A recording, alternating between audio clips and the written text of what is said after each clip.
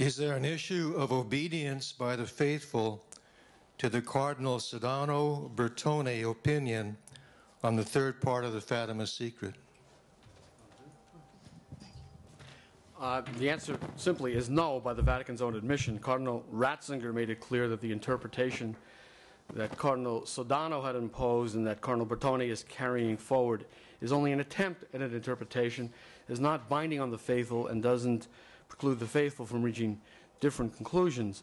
Nor have we been ordered by the Pope to obey, quote unquote, any particular official version of events. And I would note that the Vatican Secretary of State is a recent, relatively recent creation in the Church. I believe it dates from the 16th century. Would that be correct?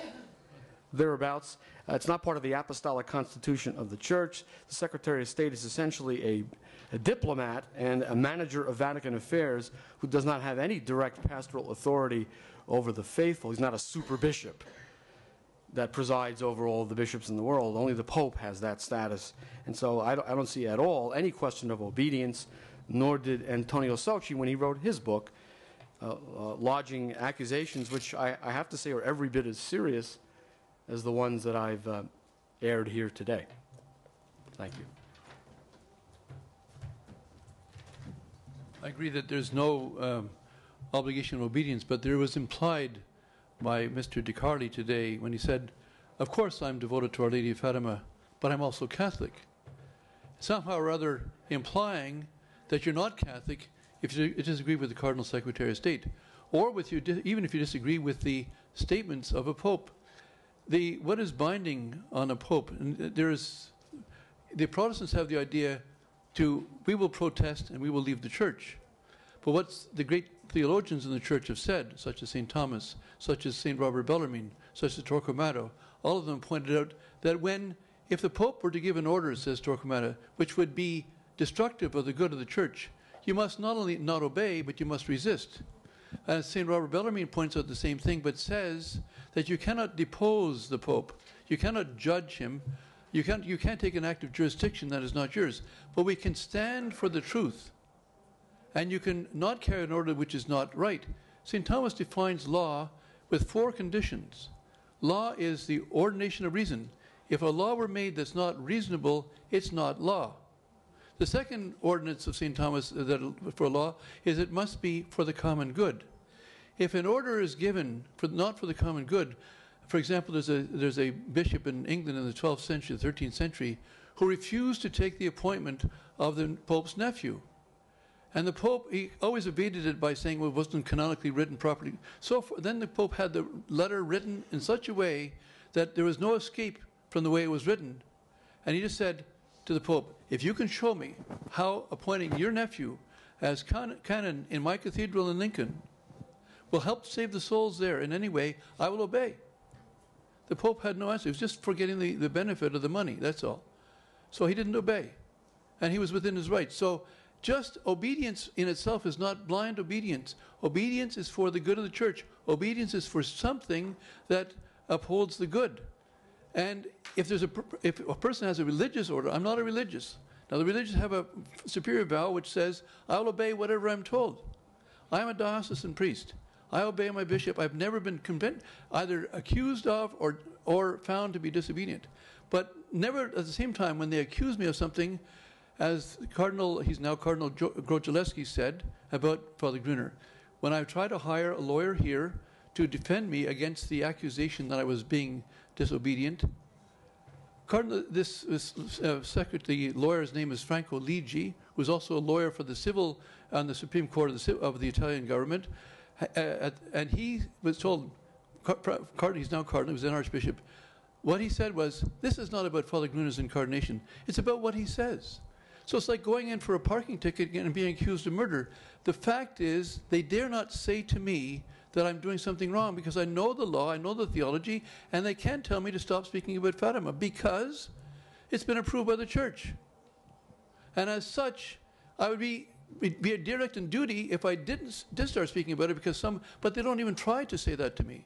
They have a false case against me, which I've disproven with the help of my lawyer here many years ago, but they will never state, But Grodlewski said honestly to the lawyer I was going to hire, he says, not about his incarnation. It has nothing to do with anything. It's about what he says.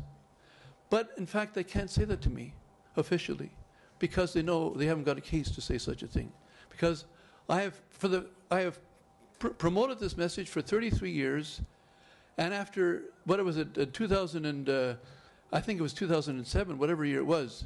No, it was 2001. After 23 years of this, the Cardinal Hoyos wrote me a letter saying that I was wrong in something. It was 17 pages. I wrote him back 80 pages. He never responded. I justified every statement. I remember meeting a bishop in upstate New York, and I said the Vatican-Moscow Agreement. And he wrote something bad against me. I went to visit him. He said, "Well, I'm a doctor of theology." I said, "So am I. I've done my studies in Rome." I said, "So, what's your case?" He says to me, "Well, you see, it was in our issue 17. Across the top of the page said, 'The Church betrayed in our time the Vatican-Moscow Agreement.' Did you write that?" I said, "Yes." He said, "Well, case is closed." What's the closed case? It's a fact. He had nothing further to say. No one can stop the truth from being so. As Pope Leo XIII pointed out, the Church has nothing to fear from the truth. The truth being, and Our Lady our Lord himself says to me, through Sister Lucy, "Make it known to my ministers." How do we do that? By shutting our mouth and stopping our pen. We can't make it known if we don't speak, if we don't publish, if we don't make it known. So I'm obeying God rather than men, as the first Pope said. And as Pope Felix III said, Pope St. Felix said, "He who will not confound lies when they can be confounded is equally guilty of the lie." As such, morally speaking, I'm bound to speak, and I would be disobedient to God. Where does obedience come from? Obedience, why do I obey anybody? Of course, why does anybody obey anybody? Because God gives authority. But God doesn't contradict himself in dogma, nor does he contradict himself in orders. When God gives an order, he doesn't give someone else the permission to forbid me from carrying out his order. Jurisdiction is limited. All jurisdiction, even the Pope's jurisdiction on the earth, is limited.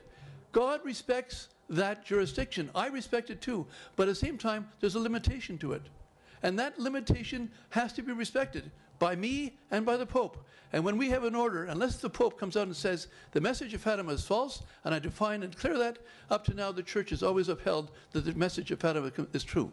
And as such, we have the right to proclaim it, and we have the obligation, if we are capable of doing it. St. Thomas points out that the obligation of professors of theology, when the faith is being attacked, instead of teaching in their classrooms, should be out in the streets defending the truth of the faith, if that's what is necessary. And we're in such a time now. And the faith and the message of Fatima needs to be defended publicly. And by the way, though, no one's ever given me a command not to. But the implication, and I understood it very clearly, he said, "But I'm Catholic." And yes, and so am I. I don't want to say I'm more Catholic than Mr. Descartes, but I'm no less Catholic than Mr. Descartes. And as such, by proclaiming the message of Fatima, I am being obedient to God, to the Blessed Virgin, to the Church, to the truth, and what the popes themselves have said, and have endorsed Fatima for the last 70 years or more. So, no, we don't have to obey a prelate who tells us not to speak about Fatima. And they've never dared try to do that with me. They know better. Thank you.